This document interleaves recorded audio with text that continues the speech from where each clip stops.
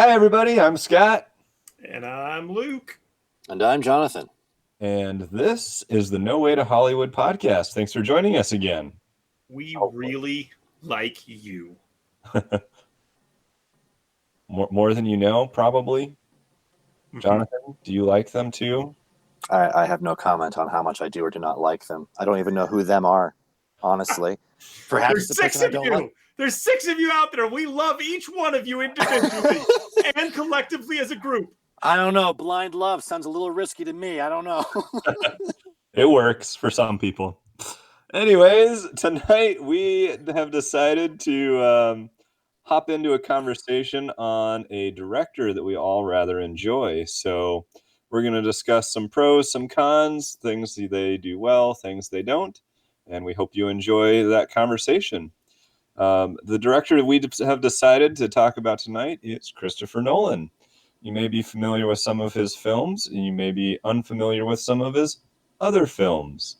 So let's just do a quick rundown from start to finish, and we'll let you know which ones we've seen, which ones we haven't, and go from there. Luke, I happen to know you're the only one of us that has seen his first film. You want to tell us a little bit about it? Sure. But first, I'm going to just do a little caveat. Mm. I like Christopher Nolan, like half the time. Oh, well, you can't talk then. Get out of here. Half of his films I like, and the other half I'm like, no. Okay, so following is interesting because you can kind of see where he's coming from as a filmmaker. So you see his development, his tools, the things that he does that then come up in later films. And I did not see Following first. I saw Memento and these other films and then went back to see it because I had found out by then that he hadn't been to film school and he picked up all these cool tricks for making a low budget movie that he then brings into his big budget films. And so I was like, this is awesome. Let me go see it. And yeah, it's kind of like a low budget, not as good, not the mental stuff of Memento, but you can feel a lot of his stuff where it's this idea of a building like realization of what's actually going on so that when it finally flips on you, you're like, oh no. Oh, that's what's been going on all this time. Right. So that's it. It's good. You know, black and white, keeping it inexpensive. One of his tricks that I think is brilliant is he said we'd shoot a sequence like on a busy street. And since we didn't have an audio guy, we didn't get great audio. Like there's cars going by and everything. So we do the scene where the actors do their lines. And then while it's still fresh in their minds, we'd go around the corner to where it's quiet and we'd have them just say their lines into the microphone.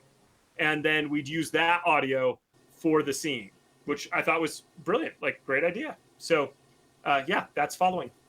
Very interesting. Thanks for sharing. Following was his first film that came out in 1998. And after that, he moved on to Memento. Memento is a movie that I watched for the first time with some friends in college. I remember my apartment sophomore year and watching this together and just being completely blown away by the non-sequential storytelling and just how well it actually came together. It took me a while to figure out what was going on. But absolutely enjoyed it in the end. Guys, do you have any thoughts on Memento? Yes. Yes, I do. Jonathan, do you have anything before I start talking for like a long time? I will probably be not a dissenting opinion. I think Memento is definitely, I mean, there's a reason why it's kind of the quintessential beginning Nolan film for most people. It's editing choices, the way they chose to do the narrative structure by doing it out of order is as well done, if not better than Pulp Fiction or any other group or film that does a out of order narrative. Except in this case with Memento, the out of order narrative structure supports you understanding how his mind works, how the main character's mind works, and how he perceives things. It actually helps you get into his headspace in a way you couldn't do otherwise, which is why that works. And this is, I guess, a hint at one of my issues with Nolan is that, well, Memento's fine, I guess, in a sense. I don't, when you get to the story, what the story is actually about and that character, I don't like that character. I don't like the other characters. I don't like that world. I don't like it. But the way that's portrayed is very, very good. It's executed quite well. And I think that Memento is interesting because it's actually one of the best successes, I think, that Nolan's had, where his desire and his brother's desire for like these narrative structures and editing and doing kind of crazy things in concepts actually supported the story and actually supported the character. And I think where Nolan tends to kind of get lost or maybe not have as good of films or as strong of films is when his desire for concept is not able to support the characters or story, or he's not interested in the story, or there's some sort of disconnect between them. But in Memento, it was the perfect storm where that desire for that narrative structure really well supports the character in the story. Yeah.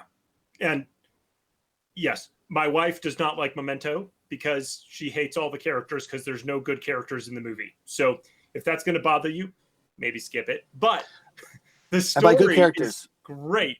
And Jonathan, you're absolutely right. I love the fact that how it is cut and how the story is told sequentially, in this case, non-sequentially, and kind of jumping back and forth between the beginning and the end of the movie, building towards actually what's the center of the story, but is kind of the moment, right, of this whole thing. It's great.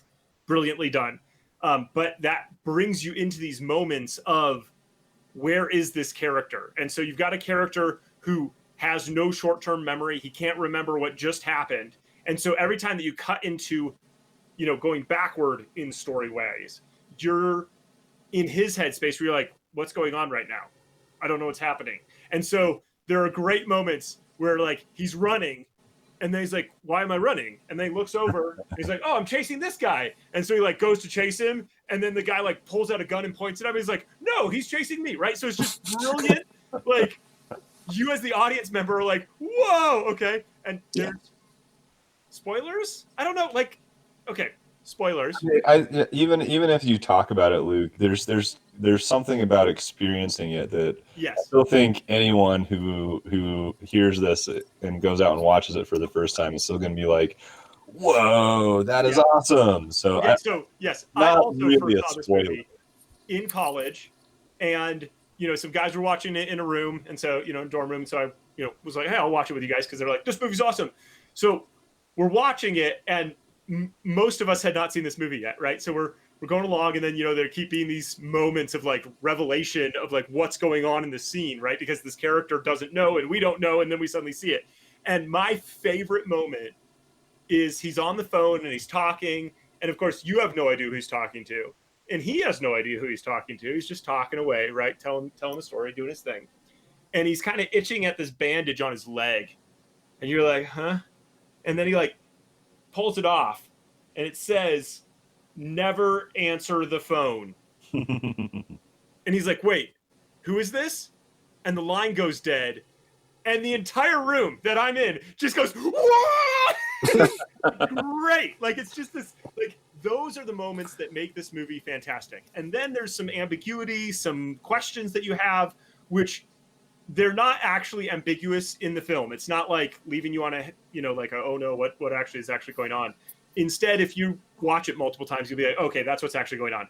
But it does give you the like, okay, where are we? What are we doing? Right? So yes, brilliantly told, wonderfully done, great thing with black and white and color, and some sequences seen moving backward, going forward, meeting up in the middle. The transition from black and white to color when it finally happens is so subtle. It's awesome. Like you feel it, but you don't notice it like consciously. And that's great. So like from an execution standpoint, that movie rocks so hard. Yeah, I would agree with that. And just to be clear here, when we say good characters, we're not saying well-written characters or well-executed characters. It's more about just like they're bad guys. Everybody in that story is a bad guy or a jerk. Morally reprehensible. They're morally reprehensible. Yeah. So if you were to judge them by the content of their character, they would not win. But as a story character, as a written character, pretty good. Yeah.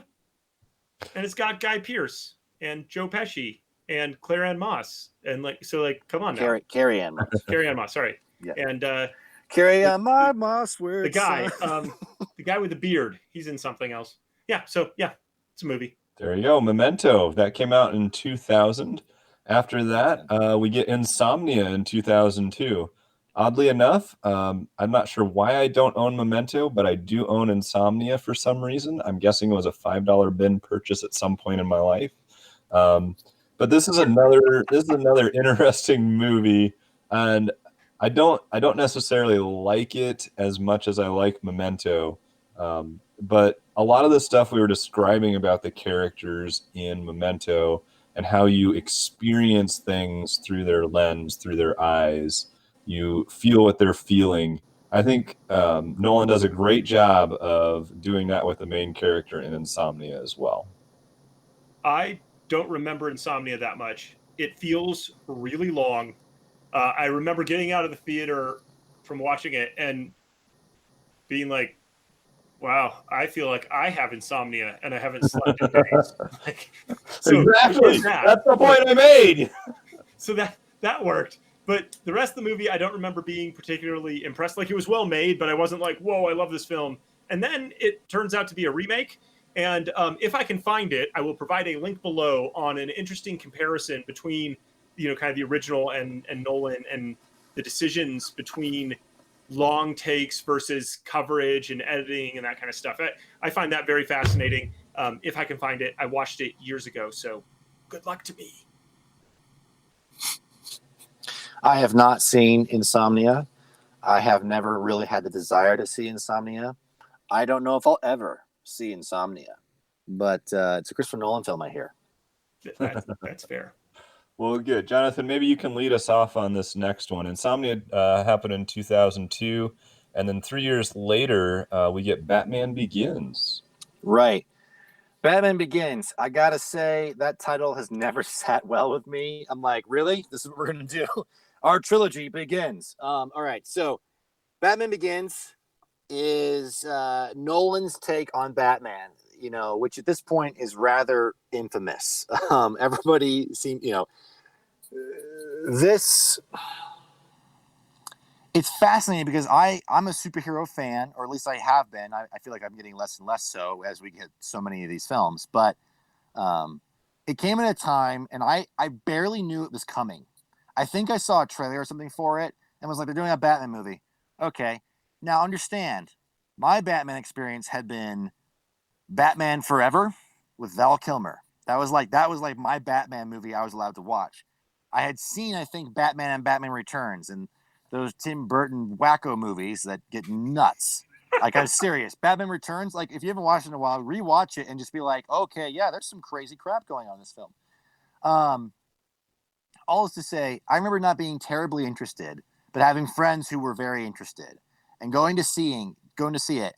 And the thing that I will always remember about Batman Begins is that in my mind, and maybe these other movies that have done it before are better, but that was one of my first exposures to, again, a narrative structure device where how do you do an origin story? Well, how about we start you in the middle of the story where he's in prison in China being trained by guys how to be ninjas while he's telling you about that whole backstory that everyone knows so well about his parents dying at his behest and this whole thing with the robber. And there's a lot more detail to it, a lot more they're very specific in the origin story about setting up very key pillars to who that character is and why he's going to do the things he's going to do. And that's very important for how that trilogy works. Having Batman Begins set you up with why he decides to not kill anybody, which is all in that origin section, why his parents died, why he feels responsible, why he isn't responsible, the pressures upon him, how he tried to get revenge and was already trying to be like he's already experienced sort of the negative side of vigilantism before he's even become the vigilante that he's going to be. Like, there's all this groundwork that is set up really well, and they do it in a way that keeps you interested, and they do it with that structure. Again, it's that Nolan structure thing where how about we do the story in this way? Now, Nolan, if I recall, I don't remember if he wrote, does he have a writing credit on that or not? Scott, I'd be curious if he has a writing credit on Batman Begins. Yeah, I know I don't David have S. that in front of Goyer me. has a credit on that. But all this to say is there's two things that people know. Everyone always talks about how Nolan grounds makes realistic the Batman ethos. Like he makes it the most realistic he can do it, while also having this person who's in a bat costume, right? As much as he can pull those two things off, realistic with guy in bat costume. Nolan does that. He pushes as hard as he can, and by grounding it and making it realistic as much as he can, it gives a whole new weight and a whole new sense to everything. And it works because Batman is basically a detective. He doesn't have, he didn't fall in a radiation tube and has like beam powers coming out of his eyes, right? He's a dude who trains himself and is very smart and has gadgets and a lot of money, right? And he takes that and runs with it. So that movie, and I know several people who think that is their favorite of the 3 Nolan Batman films. Yeah, he did write the screenplay on that. He wrote the screenplay. Okay, so the structure is sort of what makes that origin story feel right to me. Now, it's also origin stuff that we hadn't had in Batman movies before. This whole training with ninjas, basically, and then that being an issue later. And this whole idealism of like, don't kill people, and where's that line? What does it mean to be vigilante, and a symbol, and like this stuff is what makes that movie not just another superhero movie. The structure, the realism, and the ideology. And how there's another good video essay. I don't remember which one it is, but it's the one that talks about how in the Batman Begins story, Batman, every character is like a representative of an act and an obstacle and a different ideology that Batman has to go against. And that's also fascinating. So story-wise, conceptually, how they execute this is again pretty fascinating. So link in the description. I think I've linked to that before in the past, but I'll try and find it and link to it again. For me, the ninjas, just like in Daredevil, just didn't work for me. Like, what? Ninjas? And then it's Liam Neeson as a ninja. I remember seeing it in the theater and being like, ninjas? Is this Batman? Like, now I know nothing about Batman or anything. So like, I was like, maybe there's ninjas, but this is not working for me. So ninjas don't work for me, okay? I don't know why. That is so funny. Okay. The other thing, though, you were talking about grounding it in realism, and there is something really nice about what Nolan's doing. But I was also yanked out of the movie at the end, spoilers, when the evil plan is to send a microwave to superheat the city's water plant to cause the water to turn into steam and explode, causing massive damage. And the way we're going to stop this microwave that is currently heating up the water is by fighting next to it, even though we're like 80, 90% water or whatever. And I was just like, I can't go here with you guys. I just can't do it. They just didn't show you the ninja training session where you can learn how to not explode from microwaves. That's a ninja thing. Makes sense. Makes sense now. Okay. Now it's clear. But yeah, so it was okay. I enjoyed it overall. But yeah, going back to it, I watched this in preparation to watch The Dark Knight before we talked about that on a previous episode. And, I'm not a huge superhero fan. And ultimately, I kind of, some of those crazy, ridiculous things, I'm like, oh, great, superhero movie stuff. Here we go. And this one just didn't catch me. So, yeah, that's kind of where I'm at with it. That happened. Scarecrow was pretty cool. I was like, oh, yeah, hallucinogenic drug that causes you to freak out. I believe it. Yeah. So Batman Begins happened in 2005. The year after that, in 2006, we get The Prestige. Gentlemen, what are your thoughts on The Prestige?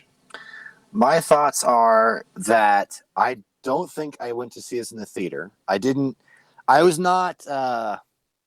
know if I still am. There's lots of people who love Nolan. I think Luke is easily a fan of Nolan because there's the love-hate relationship, but Luke loves Nolan. I've never been a Nolan knight or whatever you would call a Christopher Nolan, fan. I like some of his stuff. I find him interesting. I always want to know the next thing he's doing. But The Prestige came out, and again, this is a movie that I think I saw some trailers for, and I was like magicians. I was like, magicians?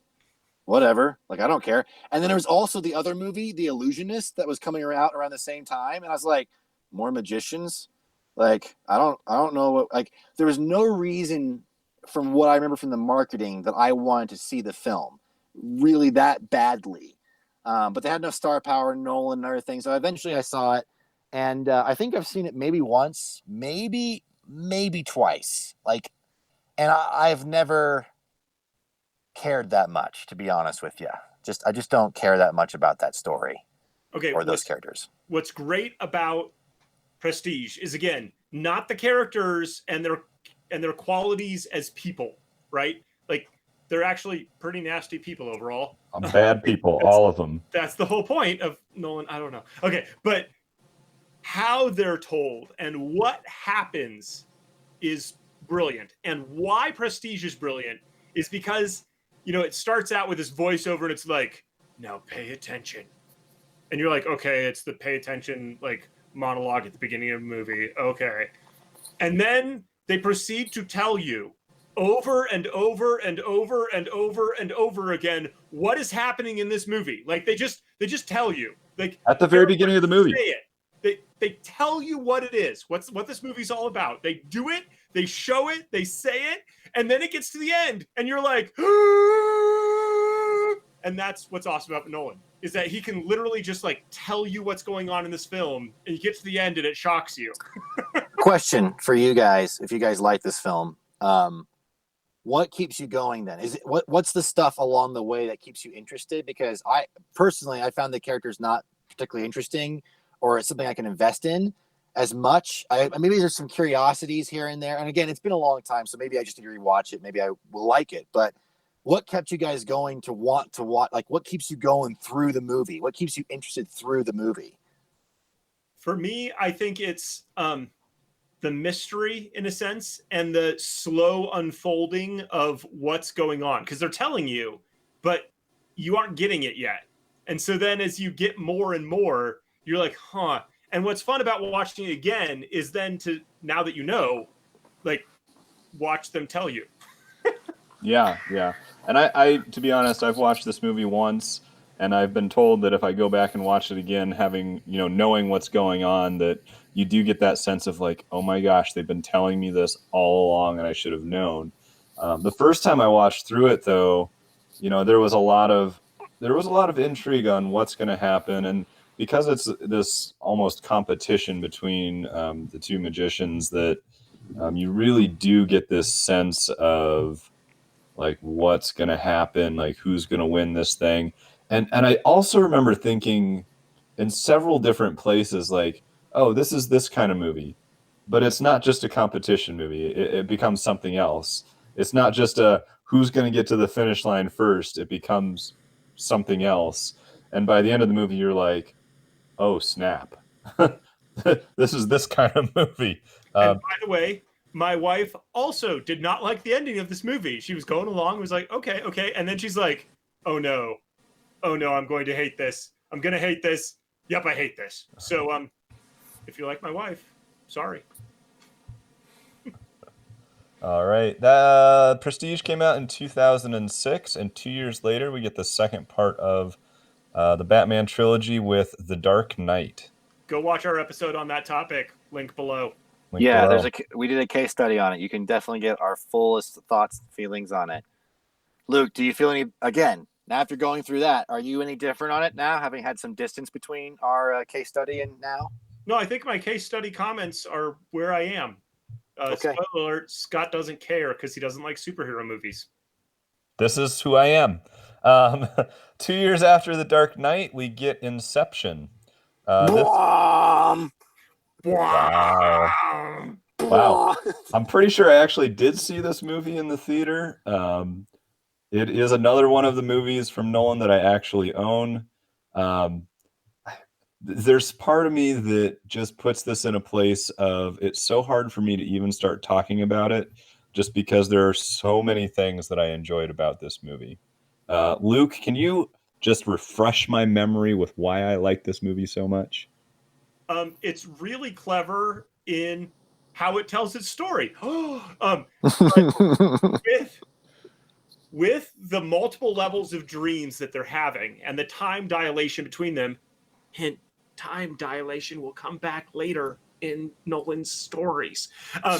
And so as those build, and so there's like more time down here, but this is still happening in real time, but it's dilated from this time. So you're just constantly adding new levels of insanity. And what's really great about it, as far as building tension, is they set a level of saying you don't go, you don't go more than 2, right? Like 2 is like almost impossible. And then they go 3, and you're like, and then they're like, we're going 4, and you're like, no. It's awesome, right? So like they set up some stuff really well. However, Jonathan has some good points about the movie overall.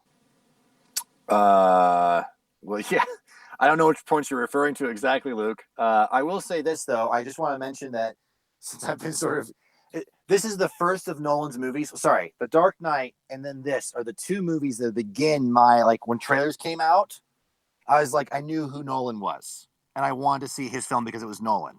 This is when this started for me, and of course, I anticipated The Dark Knight because it was a sequel to movie, and I was, there was a lot of stuff with that I wasn't hoping for. But with Inception, this is one where, if for no other reason, I think Inception's a great movie, but I remember being so happy, and like now I think back, I think I'm putting more happiness into it because this is a movie that's a high budget, high concept, adult movie. That's an original idea. And it's executed very well, and it's very good. And it's like, I want this. I want more of this kind of stuff. It doesn't have to be Nolan. It doesn't have to be his way of telling stories. I just want more of this. Inception is sort of the, look, guys, you can still make an original movie, and people can still like it. Yeah, you have to be good, but welcome to movie making. And you could do stuff practically, which is awesome. Yeah. There was a lot of mystery going into the film, and obviously you watch the movie, in the first hour of the movie is exposition.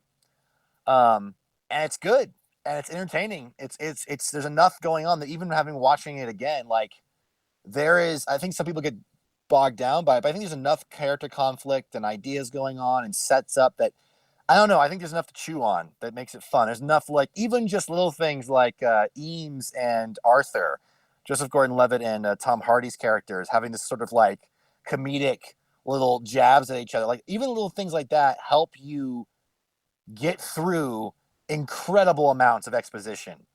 And then, because Nolan's Nolan and structures how he plays and what he does, he has spent an hour setting up dominoes for you, right? Here's an entire hour of dominoes. And the second hour is, here we go. Just watch it all fall out, baby.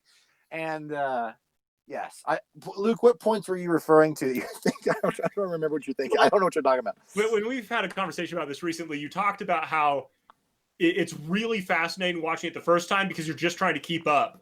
But then on subsequent views, you're sitting there and you're like, okay, so now that I have a gist of how this world works, there's just a ton of exposition explaining what's going on in the movie, and there isn't as much actual plot or story or character stuff. Like, there is enough to keep you going, but it's not as deep because Nolan is interested in concepts more than, the story itself, in a sense. Thank you for bringing that up and saying that. I think the quintessential example is in the third act of this film, they're still giving exposition. There's a moment where the main character is shooting people with a sniper rifle. And it's this whole, like, watch the movie if you haven't seen it. Just stop now, go watch it. But he's shooting people with a sniper rifle, and this other character's like, wait, are you shooting parts of this other person's subconscious right now? And he's like, no, they're just projections. And I'm like, good Lord, we are in the third act of this movie, and we are giving exposition about whether or not he's. And the thing is, I thought about it, right? Like, I remember being in the theater being like, wait, is he killing like parts of the subconscious? Because I don't know why. I don't know why you get there, but you've had an hour and a half or something of exposition, and you're in the third act, and you still think, you're like, wait a minute, though. So if that means this, then is he do? And then the character asks that, and then the other character tells you. And I don't know. It's fascinating to me. It's crazy. It's crazy how much exposition. But yes, I do believe, though, even though, yes, there's a lot of concept going on in this, potentially to the detriment of plot, story, character, I do believe that there's a strong enough character empathy and like thing going on there that helps really drive you through. I think there's actually surprisingly a lot of empathy you get a release on in the end of that movie in a lot of different places. And that's, I think, also what helps it be one of Nolan's best movies, I would say, is that even if the characters are a little bit sidelined by exposition and concepts, there's still enough there to dig your teeth into that when you get to the end, the feels, you get them. Yeah, absolutely. Yeah, I mean, in terms of liking characters from Nolan's films, there's certainly more for me to like in this movie. You have the belief and the want and the desire for this character to be good, and he doesn't completely destroy it for maybe the first time ever. Um, so yeah, I mean, there's a lot of interesting stuff that's going on in this movie. I like. I like the fact that it's not necessarily, even though we have somewhat of a conclusion, there is also an answer that is left unanswered in this movie. And that's something that I think Hollywood tends to shy away from because, viewers maybe want completion all the time, every time. But I think part of the joy of, especially the ending of this, is that there's something else to be thought about. And I love that Nolan, in an interview, said, I do know what the actual answer and the ending of this movie really is. And as a director, you have to know that, because otherwise you make something that's not consistent. Whereas if you know the answer, you can withhold enough information that the audience does not, but the movie is still completely whole and there are no contradictions. Right. We've heard from 2 of our 6 viewers that like long episodes like are a no-no. So for you, our beloved viewers, we are cutting this episode in half and spreading it out. So we're going to just stop here and we will pick up with what we've already recorded in this time dilation future past awesomeness. What if we cut it so that we could see the later half of the episode in the beginning, but that was in black and white, and then the middle could be the end of the whole thing, right? Yes! And then we could I'm doing it right now.